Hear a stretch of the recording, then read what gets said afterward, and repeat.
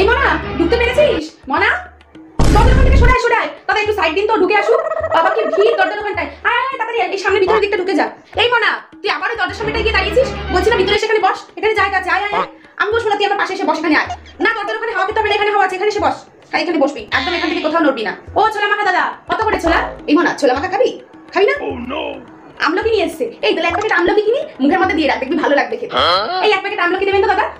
মনা, কি রে তুই আবার ওই দরজার সামনে গেছিস? বলছি না আমার থেকে সরে আয়। না দরজার ওখানে একদম দাঁড়াতে হবে না, ভিতরের দিকে সরে আয়। কখন কি হয়ে যাবে, অত দরজার সামনে দাঁড়াতে হবে না, এখানে এসে আমার পাশে বস।